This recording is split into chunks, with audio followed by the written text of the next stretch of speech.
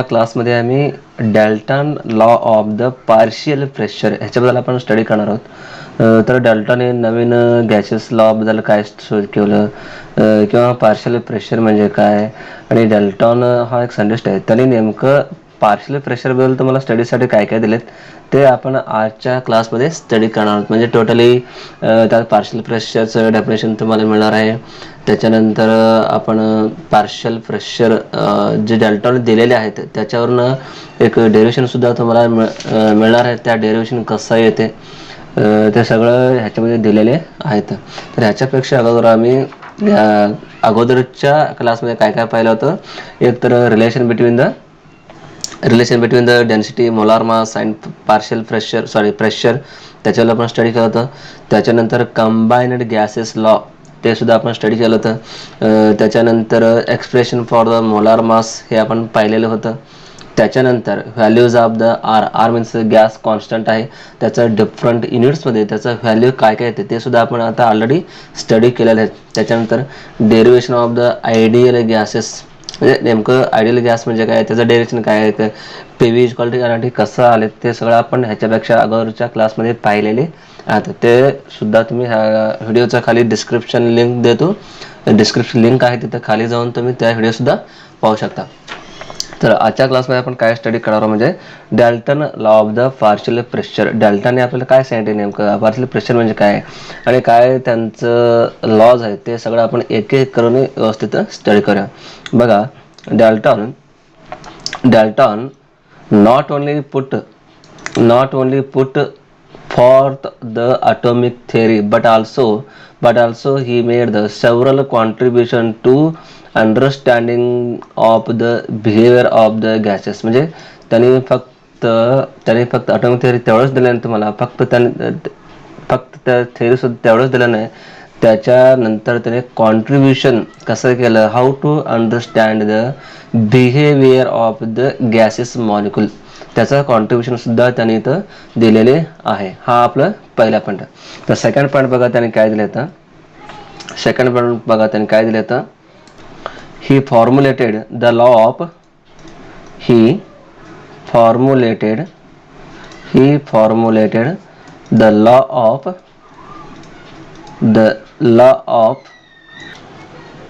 the partial pressure. त्यांनी काय केले तर formulated the law of the partial pressure, म्हणजे पार्शियल प्रेशरवरती त्याने एक लॉज तुम्हाला स्टडीसाठी दिलेले आहेत. This law is applicable for those gases which do not react chemically on the mixing. This law is applicable. This law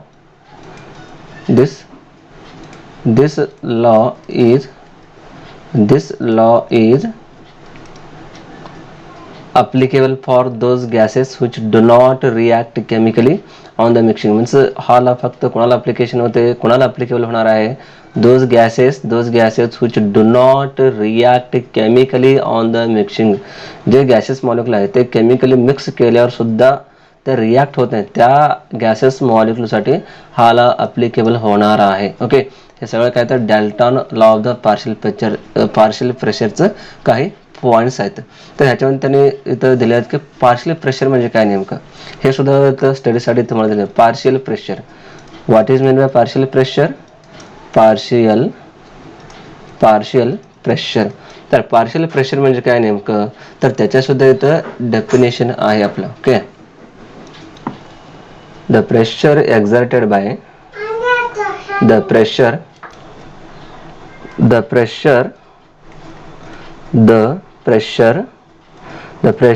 exerted by an individual gas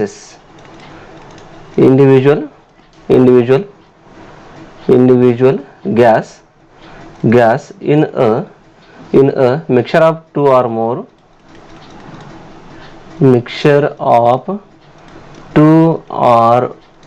more gases is known as the partial pressure.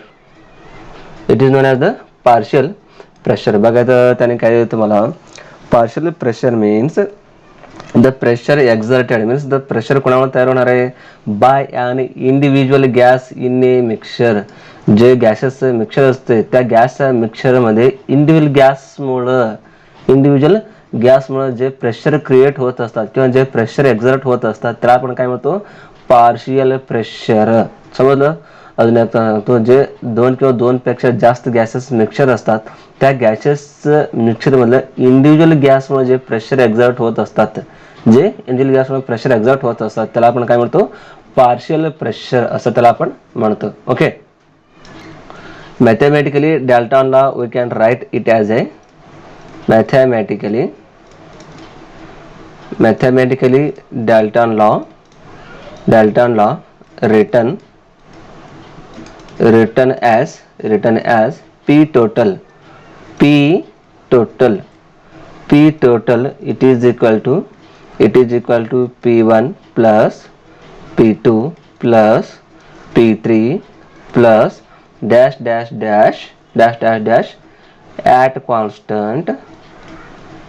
constant volume and temperature. तर mathematically आपण लिहायचा प्रयत्न जर केलं तर डाल्टनला कसं लिहायचं आहे ते आपल्याला P total is equal to P1 plus P2 plus P3 dash dash dash as on where that P total it is nothing but the total pressure of the mixture and P1, P2 and P3 are the partial pressure of the individual gases like 1, 2, 3. There are 2 or more gases. So त्यामुळे तिथं आपण P1, P2 आणि P3 use करू शकतो. हा P total कुठून आलं तर टोटल प्रेशर ऑफ द जे मिक्सचर असतात दोन किंवा दोनपेक्षा जास्त नॉन रिॲक्टिव्ह गॅसेस मॉलिक्युल असतात हे कुणाच्या इक्वल मध्ये असतात म्हणजे पार्शियल प्रेशरच्या इक्वल मध्ये असतात. ते पार्शियल प्रेशर 2 असते किंवा दोनपेक्षा जास्त असू दे त्यालाच आपण काय म्हणतो Dalton law of the partial pressure. Okay. आता डाल्टन लॉ आणि पार्शियल प्रेशर आणि मोल फ्रॅक्शनचं रिलेशन काय आहे ते सुद्धा त्यांनी त्या स्टडीसाठी तुम्हाला दिलेत. So next we can studies the partial pressure and the mole fraction. Partial pressure and the mole fraction आता आपण स्टडी केलं तर पार्शियल प्रेशर म्हणजे काय त्याचं डेफिनेशन भेटलं. आता मोल फ्रॅक्शनचं आणि पार्शियल प्रेशर ह्या डाल्टन लॉचं काय रिलेशन आहे. We know that the pressure of the pure gas it is given by the ideal gas. We know that ideal gas equation. Okay, we know that the ideal gas equation, which is the ideal gas equation, it is nothing but PV is equal to nRT. हे आपल्याला माहिती आहे सगळ्यांना. हा काय आहे ideal gas equation हे तुम्हाला माहिती आहे. ओके. त्यालाच आपण कसं लिहितो ते जर आपण रिअरेंजमेंट केलं तर P is equal to small n RT upon phi असं सुद्धा आपण त्याला लिहितो. we know that. okay, then therefore we can also write in the form of pressure is directly proportional to the n, where that P is the pressure and n is the number of the moles. Consequently the pressure of an individual gas in a mixture of the gases which is proportional to its amount in that mixture. So we can write it as a P is directly proportional to the small n. Okay. आता जे आपण हे partial प्रेशरचं बघितलेलं आहे त्याच्यामध्ये मी सांगितलं होतं इथं pressure of the gas which is equal to the partial pressure. It may be P1, P2 or P3. हे आपल्याला डायग्रामवरून सुद्धा इथं कळते. तर डायग्राम मी इथं दाखवतो मला. त्या डायग्रामवर सुद्धा आपल्याला पाहायला मिळते. तर डायग्राम बघा. इथं 3 व्हॉल्यूम अँड टेम्परेचर कॉन्स्टंट ठेवून काही गॅस मॉलिक्युल आपल्याला ठेवायचं इथं. ओके. मी डायग्राम काढतो. या डायग्रामवरून तुम्हाला बघा समजते का. तर 3 डायग्राम काढायचं आपल्याला म्हणजे P1 P2 फक्त 2च घेऊ चालेल आपल्याला. P1 आणि P2 आपण घेऊ शकतो. त्याच्यावर आपल्याला कळते. ओके. ओके. त्याच्यानंतर इकडे आपण गॅस मॉलिक्युल्स घेऊया. हा 2 कंटेनर्स आहेत. त्या दोन्ही कंटेनर्समध्ये गॅसचे मॉलिक्युल्स आहेत. त्या गॅस मॉलिक्यूल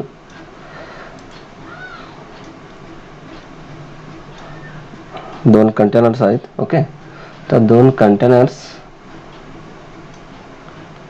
P1 आणि P2 पासून आपल्याला टोटल प्रेशर जे मिळणार आहे ते प्रेशर आपल्याला स्टडी करायचं. हा जे मी डायग्राम काढतो, हा डायग्रामचा फार महत्त्वाचा आहे. ओके, हा काय आपलं P1 आहे. P1 हा आपलं P2 आहे. ओके, आणि हा ते प्रॉडक्टमध्ये काय झालं तर P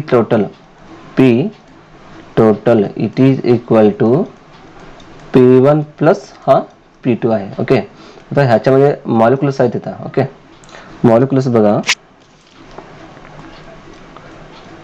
दिसत नाही हे, पण काढतो मी इथं. ओके, तर मॉलिक्युल्स दिलेले आहेत. म्हणजे पार्शियल प्रेशर P1 आहे प्लस P2 आहे. हे दोन्ही जर आपण कॉम्बिनेशन केलं तर आपल्याला काय मिळणार, टोटल प्रेशर आपल्याला मिळणार आहे. ओके, म्हणजे त्याच्यामध्ये मॉलिक्युल्स कसं, आता आपण जर प्रेशर दिलं तर ते कसं येणार, आता मॉलिक्युल्स एकदम जवळ येणार. ओके, त्याच्यानं हा स्ट्रक्चर इथं असं तुम्हाला दिसून येतं. Okay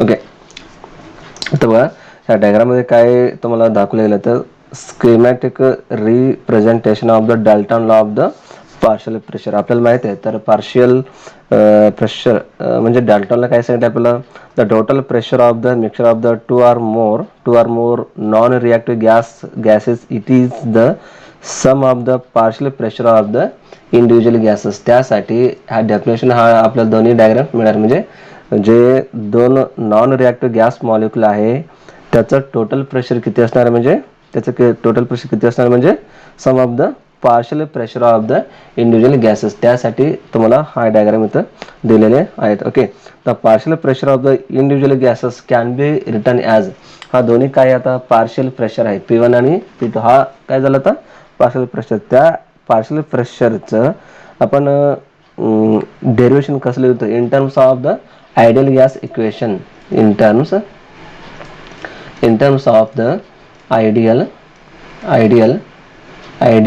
gas equation we can write it as a P1 it is equal to N1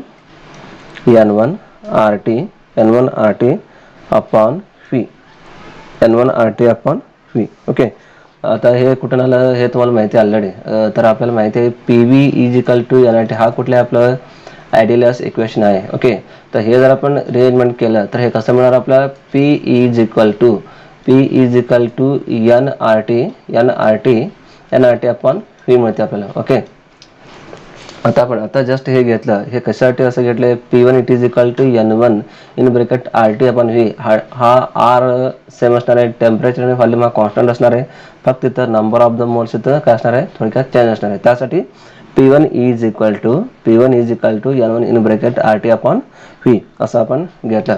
आता सेकंड पार्शियल प्रेशरसाठी P2 इज इक्वल टू इथं फक्त N2 घ्यायचा, फक्त चेंज करायचं आपल्याला, N2 घ्यायचं आहे तसं पुढचं सेम ठेवायचं, RT अपॉन V हे ठेवायचं. आता P3 साठी काय घ्यायचं, P3 is equal to N3 in bracket RT upon V and so on. आता P4 किंवा जे काय असेल अँड सो ऑन हे आपल्याला घ्यायचं आहे. ओके, ह्याच्यानंतर आपल्याला काय करायचं, आता P टोटल आपल्याला काढता येते, कारण P1 झालं, P2 झालं, P3 झालं, ह्याच्यावर आपल्याला टोटल काढायचं आहे. टोटल आपण काढूया. ओके, नेक्स्ट पेजवर मी इथं लिहितो बघा,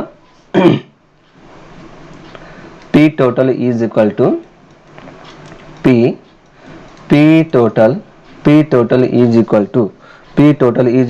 P1 साठी काय आहे, N1 आहे. Okay, N1 in bracket RT upon V हे कोणासाठी आहे, P1 साठी आहे, प्लस P2 साठी काय आहे, N2 in bracket RT upon V plus परत P3 साठी काय आहे, N3 in bracket R T upon V, R T upon V असं प्रत्येक जेवढा आपण पार्शियल व्हॅल्यू घेतलेलं असतात त्या प्रत्येक पार्शियल प्रेशरचा व्हॅल्यू आपल्याला त्या इक्वेशनमध्ये ठेवायचं आहे. ओके, आता ह्या तिन्ही ह्याच्यामध्ये कॉमन टर्म्स कुठल्या आहे सध्या? आता आर टी अपॉन व्ही हे काय आहे सध्या? आता कॉमन टर्म्स आहे हे तर आहे, आणि इकडे एन मध्ये हे R T upon V, R T upon V सगळ्यांना काय आहे? कॉमन टर्म्स आहे. ओके, त्यासाठी तर मी काय करतो, त्यासाठी मी तर कॉमन टर्म्स जे आहेत ते आता बाहेर घ्यायचं. R T upon V, R T upon V ही in bracket n1 plus n2 plus n3 असं आपल्याला घ्यायचं आहे. Okay, n1 plus n2 plus n3 and it is a so on dash dash dash. तर हे आता कसले तर n1 plus n2 plus n3 it is equal to, आता इट इज इक्वल टू काय मिळालं आपल्याला? n टोटल आपल्याला मिळून जाईल. So therefore we can write it as a, we can write it as a P total is equal to P total is equal to P total is equal to RT upon V into n total into the n total. ह्या equation आपल्याला जे gas मॉलिक्युलचं total pressure आहे ते आपल्याला काढता येते with respect to the ideal gas equation. Then the mole fraction of the any individual gases in the mixture it is given by the also one of the equation. जर ह्या equation मध्ये किंवा जे गॅस मॉलिक्युल असते त्याच्यावर जर आपल्याला मोल फ्रॅक्शनचा गॅस असेल, कुठल्याही एक इंडिव्हिज्युअल गॅस असते, त्या इंडिव्हिज्युअल गॅसचं मोल फ्रॅक्शन जर आपल्याला पाहायचं असेल तर ते सुद्धा आपल्याला इथं लिहायला येते. ते आपण कसं लिहायचं ते सुद्धा मी इथं लिहितो बघा. मोल fraction of the any individual gases, मोल फ्रॅक्शन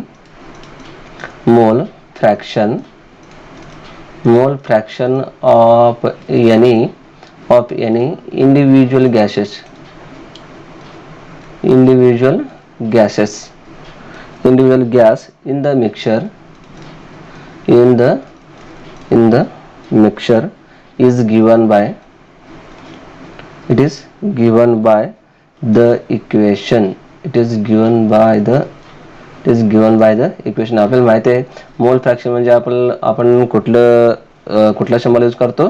एक्स असा आपण सिम्बॉल यूज करतो. ओके, आता जर मोल फ्रॅक्शन आपले इंडिव्हिज्युअल गॅस जर लिहायचं असेल तर आपण कसं घेतो? आता x1 it is equal to n1 upon n1 plus n2 plus n3 plus dash dash dash. Okay, it is equal to n1 upon n total. Okay, ह्यालाच आपण काय म्हणतो? मोल fraction of the individual gas molecule. therefore it is again we can write, तुम्हाला समजलं नसेल तर असं लिहू शकता तुम्ही, x1 is equal to n1 upon n total. ह्याला आपण काय म्हणतो? मोल fraction of the individual gases. हे आपल्याला असं सुद्धा लिहायला येतं. ओके, आता ह्याला एक इक्वेशन द्या, चालेल. ह्याला एक इक्वेशन नंबर 2 द्या, आणि इक्वेशन नंबर 1 कुठे गेला आपलं? R T. ह्याला इक्वेशन नंबर 1 द्या. आता काय करायचं आपल्याला?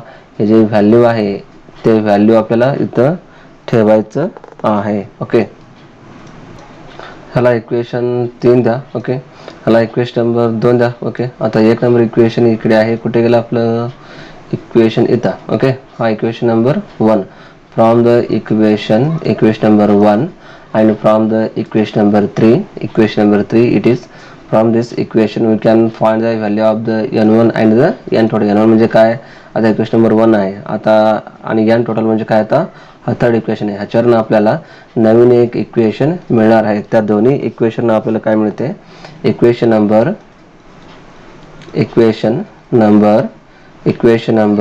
1 and equation number 3 we get तर तिथे इक्वेशन आहे P1 is equal to n1 RTV, पण त्याचं आपण रिमेंड करायचं तर आपल्याला कसं मिळणार आहे? n1 is equal to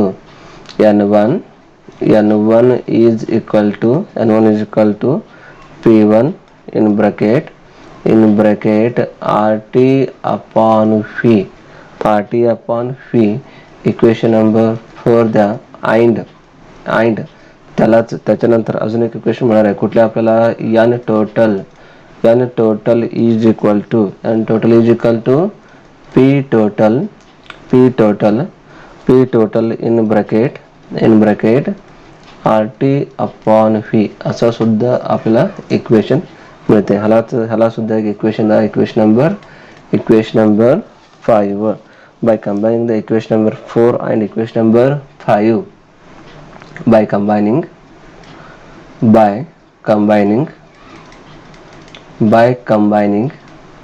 the equation 4 and 5, question number 4 and 5, we can get the n1 upon n total it is equal to तर n1 म्हणजे काय आपल्याला माहिती आहे. n1 it is nothing but we know that n1 upon n total it is nothing but the x1. This x1 it is nothing but we can know that the value of the n1. आता जे equation तुम्ही पहिला equation number 4 n1 चा value येत आहे, n total चा value येत आहे, ते दोन्ही व्हॅल्यू इथं ठेवा. n1 it is nothing but p1 value ठेवा. p1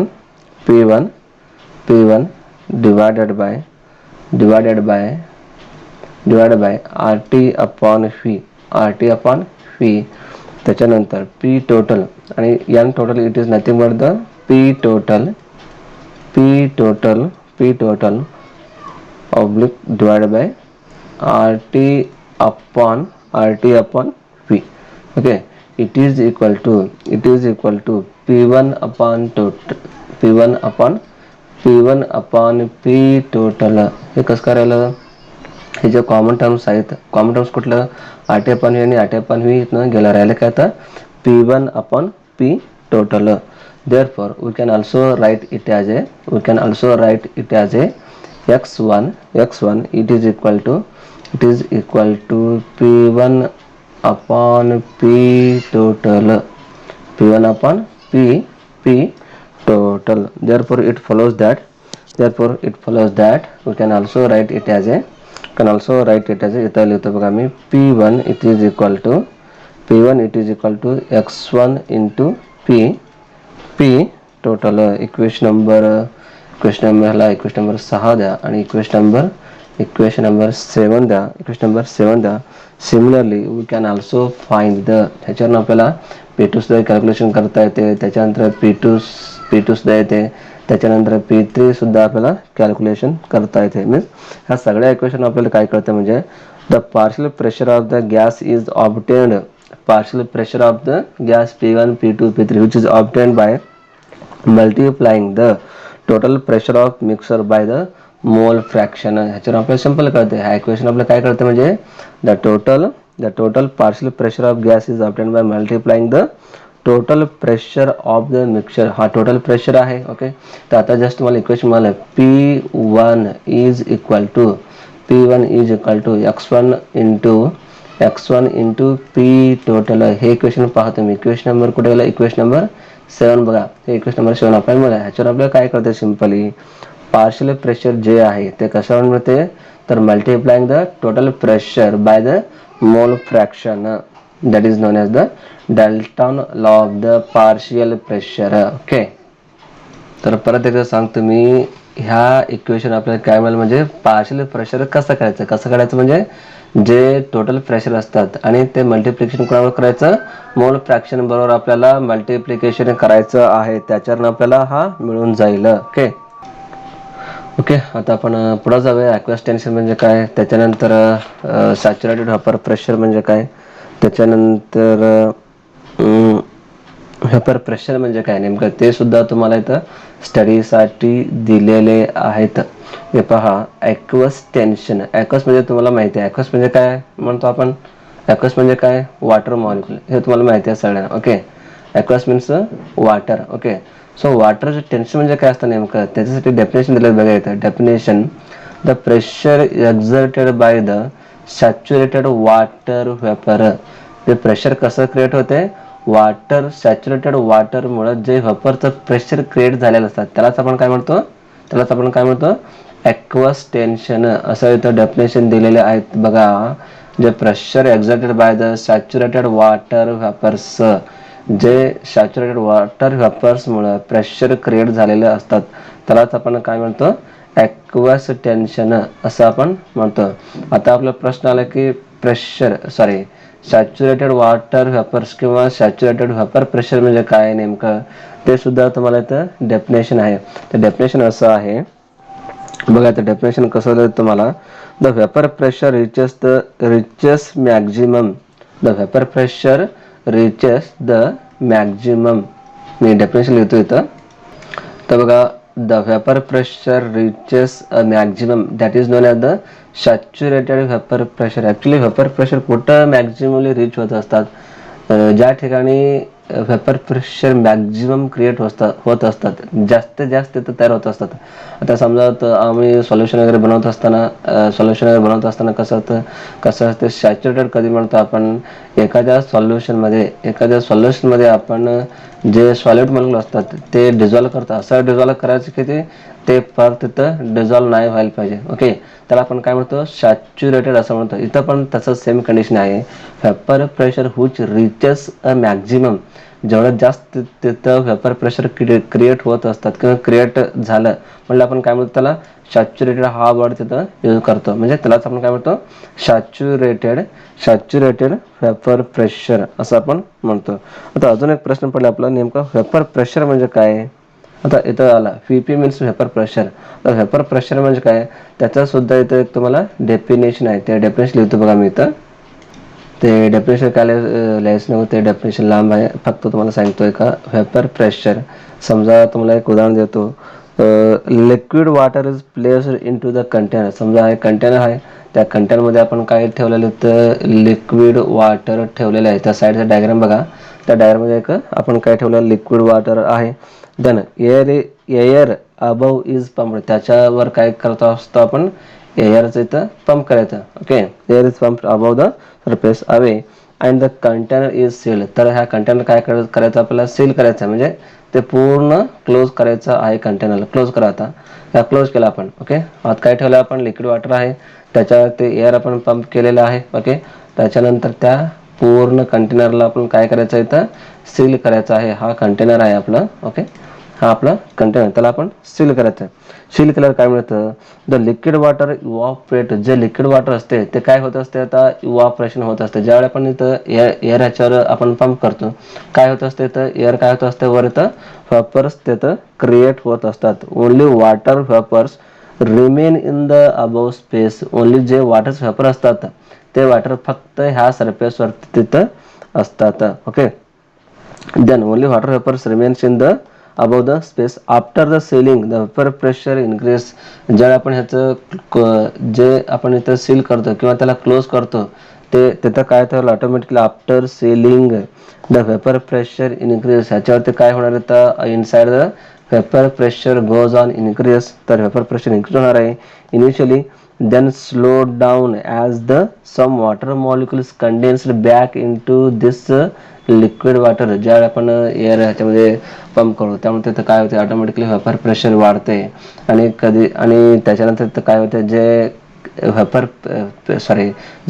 असतात त्या व्हेपर्सचं तिथं परत काय कंडेन्सेशन होऊन परत ते लिक्विड वॉटरमध्ये त्याचं कन्व्हर्शन होत असतात. Okay, condense back into form the liquid water. After a few minutes the vapour pressure reaches the maximum.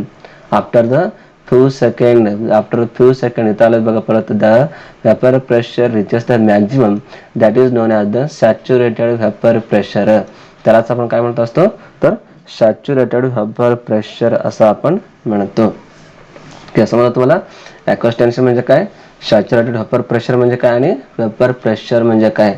परत एकदा सांगतो मी, ॲक्वस टेन्शन म्हणजे the pressure exerted by the saturated water vapours. Pressure is exerted by the saturated water vapours. जे saturated water व्हेपर्समुळे pressure create झालेले असतात किंवा exert किंवा तयार झालेले असतात, त्यालाच आपण काय म्हणतो, ॲक्वस टेन्शन असं म्हणतो. आता प्रश्न आहे की सॅच्युरेटेड वॉटर व्हेपर्स किंवा सॅच्युरेटेड व्हेपर प्रेशर म्हणजे काय नेमकं. ज्यावेळी व्हेपर प्रेशर मॅक्झिमम तयार होत असतात कुठं, एखाद्या कंटेनरमध्ये, त्यालाच आपण काय म्हणतो, सॅच्युरेटेड व्हेपर प्रेशर असं आपण त्याला म्हणतो. ओके, तोपर्यंत आपण ॲक्वस टेन्शन स्टडी केलं. त्याच्यानंतर Dalton law of the partial pressure हे आता आपण स्टडी केलं. त्याच्यानंतर पुढं आहे kinetic molecular theory of the gases, हे आपण पुढच्या क्लासमध्ये स्टडी करूया. ओके, तोपर्यंत हे व्यवस्थित अभ्यास करून घ्या. Okay, thank you.